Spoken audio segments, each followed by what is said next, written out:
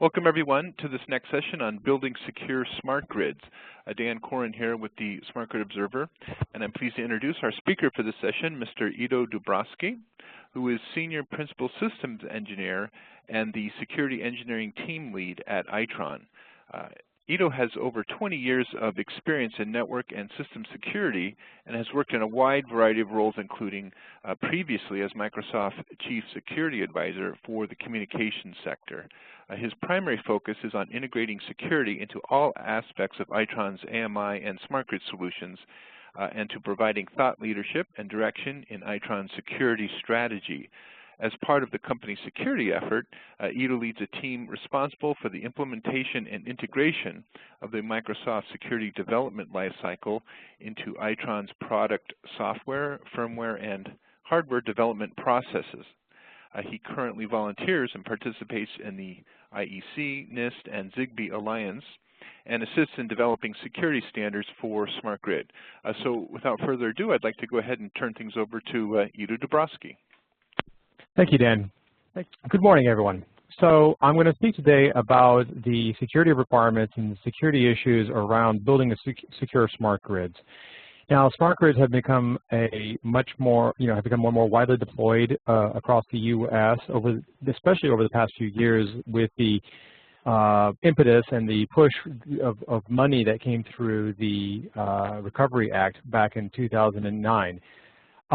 One of the things that I wanted to kind of go over is some of the issues and concerns that people have regarding the security in smart grids and how they are being mitigated and some of the key security controls that are being used to provide solutions to those concerns and to those issues.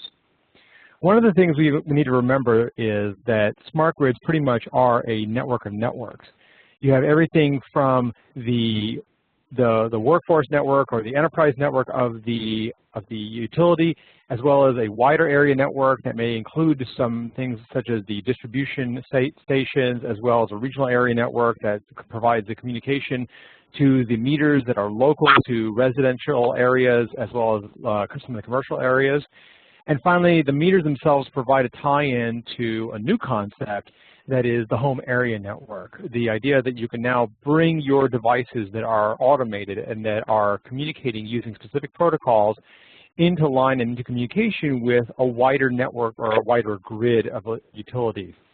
Now, one of the things that we need to think about is that the larger network outside, anything that includes but does not include the home area network, we consider it to be the field area network. In many cases, you'll hear terms such as neighborhood area network for specific neighborhoods. But the larger network and the one that we're concerned about is the one that's called the field area network.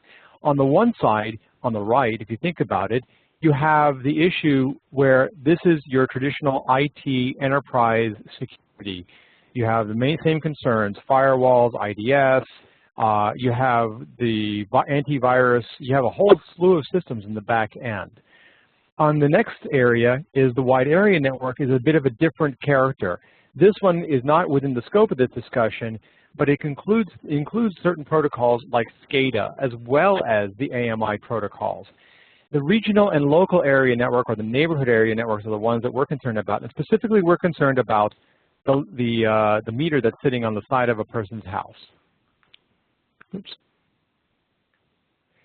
So before we get into that, I kind of want to go over and to sort of level set a specific terminology that I want to use.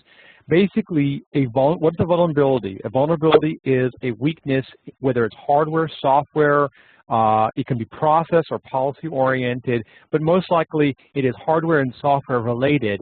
A weakness is, a vulnerability is a weakness that can be exploited by a malicious attacker. Of course, there's no such thing as a non-malicious attacker, but basically a malicious individual.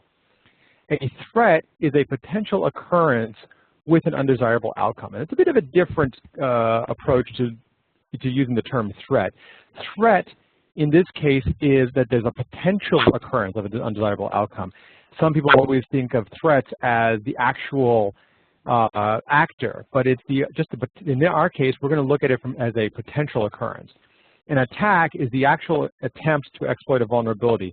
From a hardware perspective, that means digging into the devices, tearing into the chips, looking at and sniffing buses, working again, trying to tear into the circuit board, finding how to get into the device itself. Mainly, hardware attacks tend to be completely destructive, and the attacker is trying to do it on a device that is that's not, hopefully not sitting on the side of his house, because that pretty much will tell the utility that something is going wrong. The software attacks are what you would normally consider attacks against the communication interfaces that typically require a network stack that's communicating via TCP/IP, maybe v4, v6, as well as the firmware that's in the actual meters themselves. So with information security, you have the concept of confidentiality, integrity, and availability. We call this the CIA triad. But there are other components that I want to include on this discussion, and that's authorization, authentication, and non-repudiation. And in this slide, where we have it, we have the confidentiality basically means that access to the data is only limited to those who it's intended to be. And that actually may not even be an individual person. It could actually be a system. The integrity means that we can rely on the data, that it has come through unchanged and it's accurate. The availability basically provides for the timely access to it. With authorization means that the user is authenticated, can be authenticated to the system, and he is authorized through some role-based access security model to perform an activity on the system itself. So while you may have an individual who may be a good example would be an individual who is a person who works at the utility and he is authenticated to the system, he may not have the authorizations to issue disconnect commands, or he may not have an authorization to read the customer data.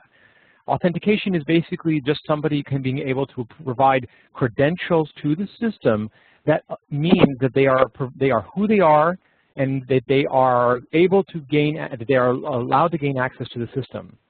And in terms of non-repudiation, it means that the user or the device cannot deny that they either committed an action or sent data.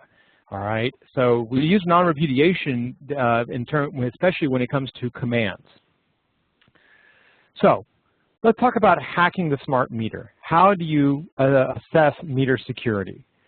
Well, the fact is, this has been going on for several years. I mean, it's been going on for many years, in fact. If you think about it, the people have been hacking on meters for long before the concept of smart grid has come about. Simple things in terms of the old magnetometer meters is the use of magnets to try to slow down the rotation of the counter so that the meter will not account as much energy used as possible. I mean, it doesn't always work. You can try with smart meters because of the fact that they actually communicate and send signals wirelessly. People have tried everything from putting metal around it through tin foil, just to basically try to block the meter communications. They might try some other jamming techniques as well. One way that you can deter a hacker, and this is your simple physical security concept, is put a warning label on it. But the fact is, people will try to mess with the meter and will try to interfere with its operation and with its measurements. So it's a fact of life that we have to accept, and we need to be able to provide a system that is resilient and is able to withstand this kind of withstand this kind of attack and still operate as within the normal parameters. So why do hackers hack? You know, there's a whole bunch of different reasons for this. You know, some of them just because, hey, it's there. It's a device on the side of my house. I'm curious as to how it works. I'd like to know how it works. Why not? In some cases, they want to claim that they're smarter than the developers or the manufacturers. Ha, look, see, I got into your meter without you even realizing it. Others, you know, because, hey, I could. You left the thing unlocked. You left it open. I could easily get into the device. It's a fact of life. From an economic perspective, you know, there's energy theft. Good example, if you think about it, from our perspective, when we look at meters, our biggest concern is not necessarily the nation-state actor. Yes, that is a big problem from our perspective. But we are more concerned about the organized crime and energy theft. Because organized crime, while the nation-state actor may be able to flip the switch and do a big attack once, but that's sort of the nuclear option, where the victim and the target is able to identify who did that to them. The organized crime is looking to do it at a lower level, just under the radar, so that they can basically steal energy to grow marijuana plants, to resell it to other users, to commit racketeering, so that they can extort money from municipalities. Other reasons, information resale. There's a lot of information within the smart meters. Not all of it is really tied into a user's unique identity, but it still has some value to those who know what to look for. From a political perspective, it could be a nation state. It could be an ideological. It could be a terrorist attack. It could be maybe a complaint against the utility. I live in a particular utilities service area where in the past they have had a very poor availability of power, in terms of, we would lose power several times during a winter under very simple conditions. And it became something of a situation where you and your neighbors are very disgruntled with the utility, and you wanted to do something back. So there are a variety of reasons why hackers hack.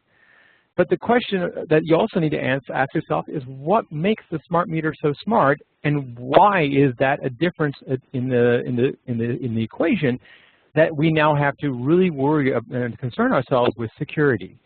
Well, the fact is that in the past, meters were electromechanical, basically a magnetometer to turn a dial, to measure, to provide readings for the electricity, nothing very extravagant.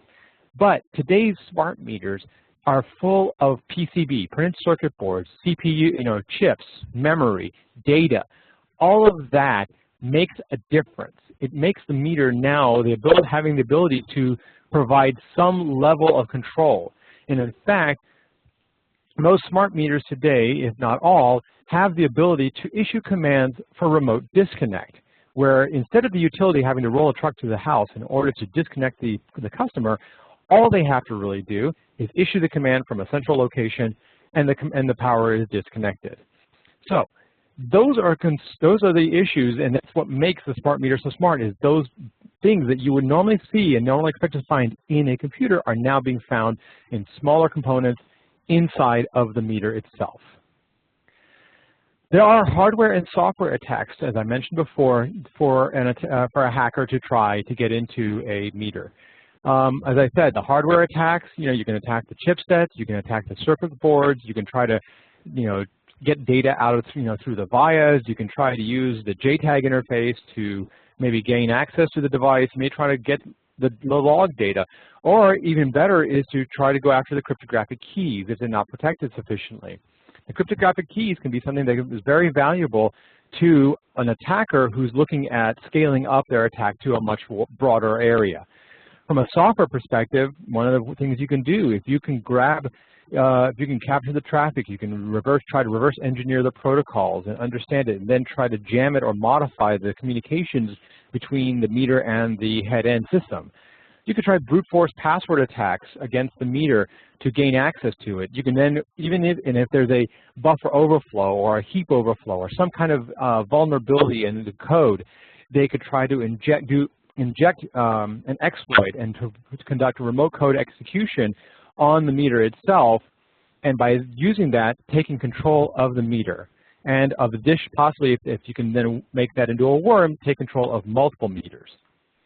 Now, what I'm talking about is all, what is typical concerns for any good security program within an organization. I'm not saying that all these organizations and all these meters are hackable. Okay, some companies and some organizations do better. But the thing is, and it's not something that I'm not aiming to raise any alarms. Okay, I'm not here to scare you and to say, oh, smart meters are bad. Smart meters have their place, and they are they're the future for a much more intelligent grid. Now, the fact is that there are mistakes made in protocols and in software. There are some hacking in the news. Good example was several years ago, a gentleman named Travis Goodspeed presented some information at Black Hat USA on some issues with his Zigbee chips. Now, I know Travis personally. Very good guy, very smart individual, and he's doing this not because he's looking to break into somebody's meter. He's doing it to basically help identify mistakes and problems so that they can be fixed. He is not what I would consider a black hat. He is definitely what I would consider a white hat. And he showed that you can actually insert a hypodermic needle into the circuit board and then read the electric signals before they're encrypted. This is a way to gain wider access to the grid. This has since been fixed. Other issues where researchers at IO Active actually created a proof of concept exploit that could potentially spread from a meter to a meter. This was sort of the first wormable exploit for a smart grid. Interestingly enough, it really didn't make much of a splash because of the fact that at that time many individuals felt these smart grids were not sufficiently widely deployed. The proof of concept showed that it was still possible, and the vendors took notice. They went back and they started looking at their meter designs, and they started looking at their code, and they said, we can fix this and we can make it better. But the perception is that the smart grid is vulnerable. A few years ago, in fact, there was one researcher at a small company, boutique consulting company called Inguardians, who made a much bigger splash when he gave an interview to a San Diego newspaper, in which he basically said, yes, smart meters can be hacked. And an attacker who can hack a smart meter can do things like jack up anybody's power bill, turn off somebody's power on and off, sit near a home and wirelessly hack the meter from a laptop, and even steal the meters and reprogram them. So the story is, yes, it came from Inguardians, and it came from a gentleman named Joshua Wright, but it turned out that he painted with too broad of a brush. Okay? Yes, he identified some vulnerabilities in some previous meters. The fact is that meter vendors have long since deployed and employed a defense in depth strategy in their designs, so that even if you break one thing, you can still be prevented from getting at to get access and control of the entire system. We are proactively addressing any issues. In fact, at Itron, one of the things that we, as Dan had mentioned, we have been doing is setting up and integrating a security development lifecycle that is based on the Microsoft model in order to eliminate security bugs in our code if and when we find them, as well as to improve our hardware and software design. The hysteria versus the risk when we take a look at some of the article claims. So, the article claimed that you can jack up an attacker's, a stranger's power bill. In order to do that, you have to be able to modify the rate table in the meter. The problem with that is that the actual risk is very low, because even if you could bypass the meter authentication system, okay, there would be a notice in the anomaly. On top of that, most meters separate metrology and their registers, so that even if you hack the system, okay, your metrology that is basement in the meter is sealed away from the register and is much harder to get at. So it's not so easy to modify somebody's power bill by changing the rate table. You could remotely turn someone else's power on and off. Well, in that case, you have to issue an authorized command. The risk, low, because that means you have to break into the head end and issue the command to the meter specifically from there. To sit near a home and business and wirelessly hack the meter, you have to defeat the network security of that. Again, what's the objective? A denial of service. The meters are still going to be running, and they're still going to be delivering power, and they're going to continue to monitor and to measure that power. Can you steal meters and reprogram them? Stealing of it? Sure. Yeah, you can probably steal it, no problem. You can even buy them. Sometimes you used to be able to buy them fairly easily off of eBay. I don't believe that's possible anymore. I think the vendors are now actually actively watching eBay and buying up old AMI meters. You have to remember that in our case, at least in Itron and many other vendors, we are disabling hardware interfaces, which makes bench reprogramming very difficult. Even if you could reprogram it, you have to write the code. You have to write it specifically for the right architecture, and which means the right CPU. And basically, no vendor peers their meter with another meter. So let's review back to what we were talking about. In terms of confidentiality, we have to provide the ability to so that only authorized users can view the information. We have availability, which is the service and data is available when needed by an authorized user, and the integrity of the data that means that the data has not been modified, whether maliciously or accidentally. Again, as I mentioned before, this is known as the CIA triad, but we also have to add in the ability to say non-repudiation, so that if something is sent to the meter, we cannot turn around and say, it was not sent from me. And that's where we leverage digital cryptography, cryptography using public key encryption much more. In our case, in Itron's case, what we do is we actually sign our commands to that we send down to the meters. The meters use that as a way of validating that the command came from the proper source, as well as that provides a way of saying, yes, we actually sent this command, because as long as the digital signature validates, the meter can be assured that it came from the head-end system. So what do we want to be watching for when we talk about security and smart grids? We want to look at threats versus vulnerabilities versus attack. And we said a vulnerability is a weakness that can be exploited. Threat is a potential for an undesirable outcome, and attack is an intentional attempt to exploit a vulnerability.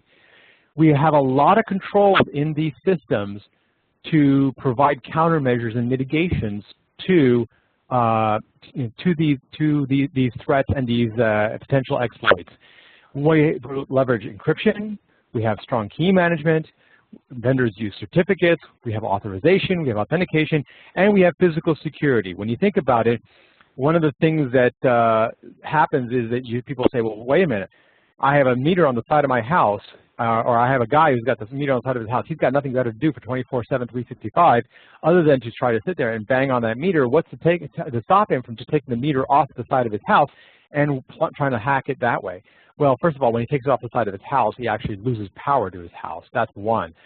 And hopefully he doesn't, kill himself in the process. But taking it off usually results in a message being sent to the head-end system saying somebody is tampering with me. So that's one way that you can think of it, that the tamper resistance of the meters is done through a sensor that measures the tilt in the meter, so that it provides some measure of physical security. So if somebody is trying to modify or to attack the meter, you can tell that right away.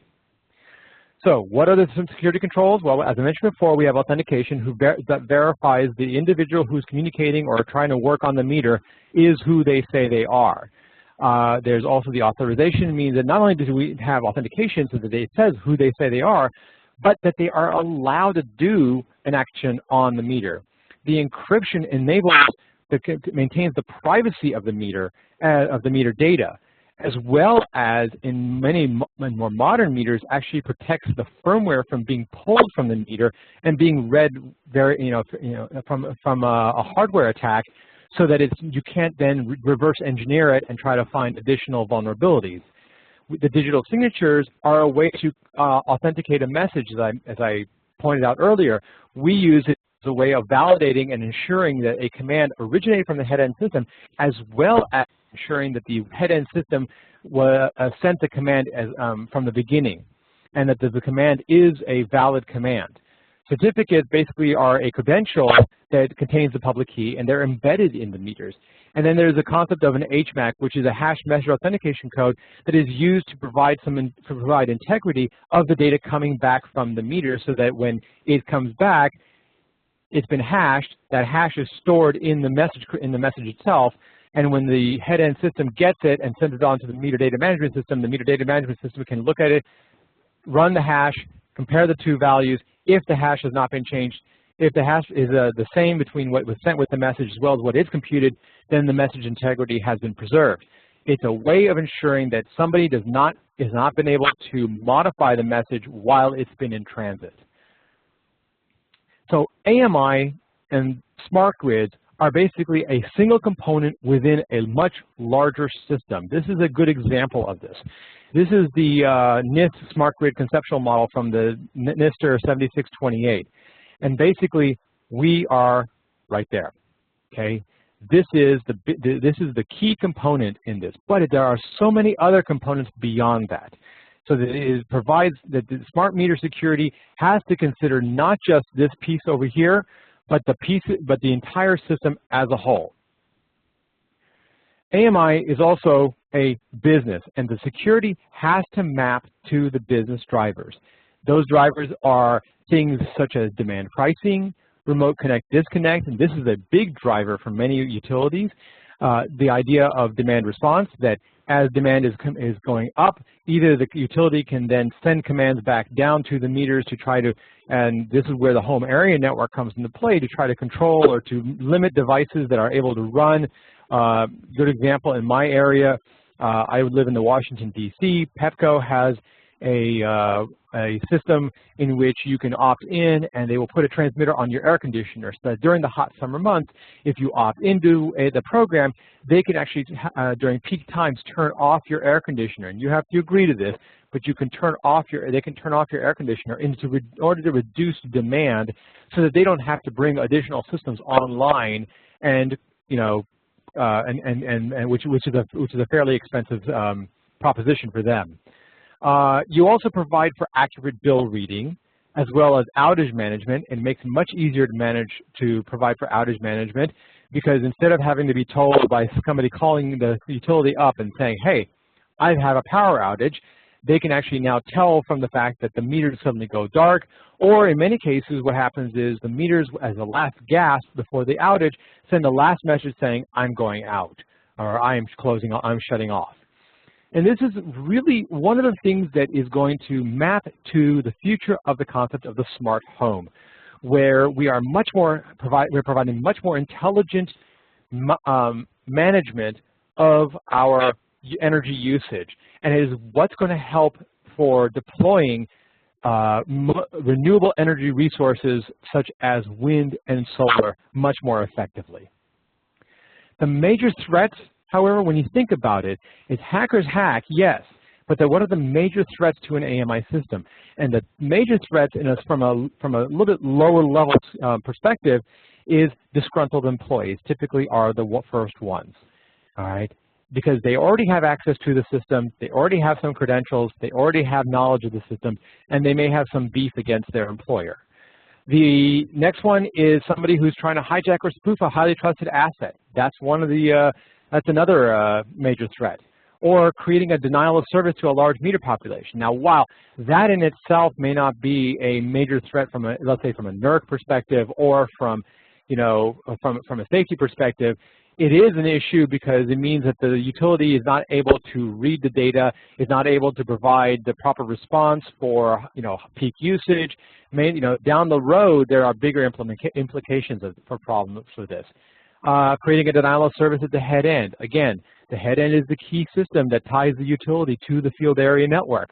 And without it, control of the meter, control of and the ability to respond to meter information is lost. And finally, the one that's going to be the bigger issue in my mind is attacking the hand through the Zigbee protocol. Attacking the hand because in many cases, hand devices are going to be the weakest link in the entire smart grid chain. These hand devices are being produced, and at this point there has been no concerted effort by major hand vendors to really focus in and apply security into their devices. Some of the security drivers, this kind of maps the services along to the functionality as well as the benefit and the technical controls. Obviously, you can see the confidentiality relies heavily on encryption and key management. We also, one of the biggest benefits is that we provide customer privacy to their data, as well as business and technical security. The integrity is ensuring that the data is not being modified, And those technical controls include digital timestamps, message integrity safeguards, such as I mentioned before, the HVAC, as well as timestamping. Availability, protection from attack, protection from unauthorized users, and then the final four, as I mentioned, authentication, authorization, access control, and non-repudiation. You can see the functionality mapping into the benefit, and then finally, what are the technical controls that we utilize or we leverage to provide that capability. Some of the NIST AMI use cases from the 7628 in terms of meter reading. What are some of the security controls? You have the data encryption for meter reading. If you have a prepaid metering, which it is not a, nothing, I haven't seen it here in the United States, but I do know that it's available around the world.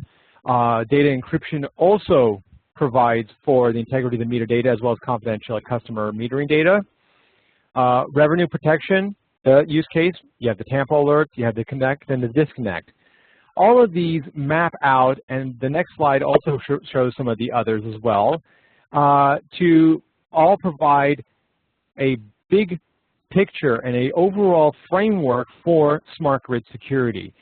These are, this is not, as I hesitate to say this, but this is not the smart grid of even 5 years ago or even 3 years ago. The smart grid technology has matured dramatically over the past 2 years in and of itself, and it relies on the fact that the vendors and the utilities are paying attention to security in a very, very focused way.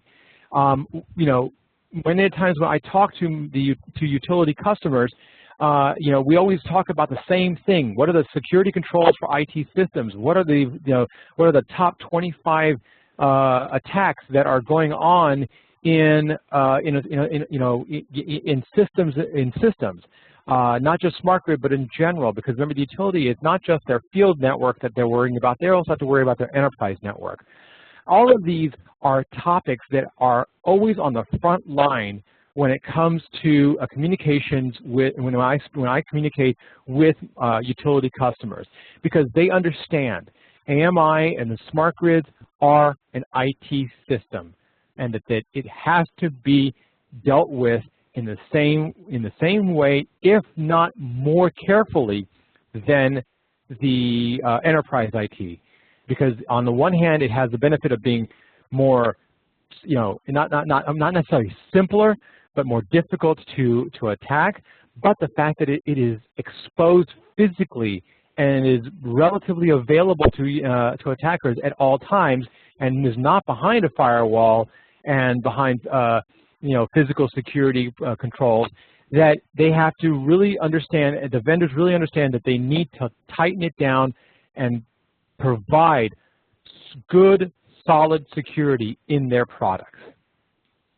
So, in general, I wanted to kind of summarize this discussion. The fact is, yes, hacks happen, and hackers will continue to hack on these kind of devices, and they will, in some cases, that's a good thing, because they might identify vulnerabilities that the vendors may miss. There's a bunch of different motivations: financial, coolness factor, political motivation. The vulnerabilities continue to exist, and there's a reason for this. While we are deploying internally our own SDL, I have to always remind myself, code is written by people. No matter how much I scan it, no matter how much I test it, no matter how much I, work with the developers and the architects to lock things down, the fact remains it's written by people, and people are fallible, and things will get through. Even look at, and I don't necessarily, mean to say this, but Microsoft has been spent the past 10 years with an SDL. They've done dramatic improvements in the security of their system. However, vulnerabilities still come up. And it's not just because these are old vulnerabilities. These are not always old vulnerabilities. These are new classes of vulnerabilities that were not even considered 5 years ago, 7 years ago, 3 years ago. You have to do the risk, okay, of what may occur if someone exploits a vulnerability. We provide that. We work with our customers to identify any vulnerabilities and to validate and to fix any vulnerabilities that they may have. Plus, we also work with them to ensure that their environment is secure and that the risk is minimized. The important thing to remember is you have to make compromise as painful and time-consuming as possible. When I say this, what that means is I have to. It's not. My job would be. It would be great if I could actually provide 100% security to my customers, absolutely 0%, zero vulnerability. That's a perfect world, and that's not a real world in my mind. I have to make it so painful that the attacker is going to say it's not worth his time and effort to go after the smart grid. Okay, that's what needs to happen. You want to make sure you deter or you delay your attacker, and you provide for adequate detection and response to that, even if as they are tampering with your device and as they are trying to get at your device, you are able to identify it, you are able to isolate it, and you are able to respond quickly.